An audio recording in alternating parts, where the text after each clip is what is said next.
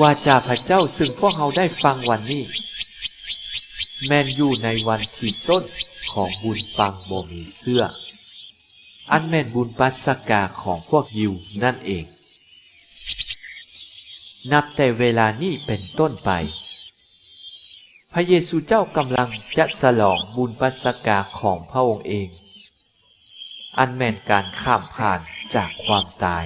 ไปสู่ชีวิตเมื่อวานนี้นักบุญยวงได้เล่าให้พวกเราฮู้ถึงบรรยากาศอาหารค่ำครั้งสุดท้ายของพระเยซูเจ้ากับพวกลูกศิษย์วันนี้นักบุญมัทธิวผู้เขียนพระวรสารก็เล่าให้พวกเราฮู้ถึงเหตุการณ์อาหารค่ำครั้งสุดท้ายของพระเยซูเจ้าเส้นเดียวกันแต่มีจุดหนึ่งที่แตกต่างกับพระวรสารโดยนักบุญยวงคือเมื่อเวลาพระเยซูเจ้าประกาศว่าจะมีผู้หนึ่งในบรรดาพวกลูกศิษย์ที่จะมอบพระองค์ยวงก็เนิ่งใส่ทรวงอกของพระเยซูเจ้า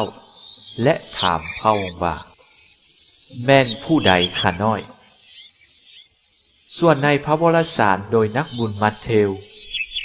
เมื่อได้ยินคำเว้าของพระเยซูเจ้าต่างคน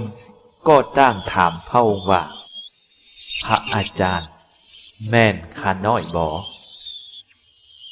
หมายว่านักบุญมัทธิวอยากบอกให้พวกเราฮู้ว่าผู้ที่จะมอบพระองค์นั้นบ่เพียงแต่แม่นยูดาห์ผู้เดียวเท่านั้นแต่แม่นพวกเราทุกคนหรือว่าอีกอย่าง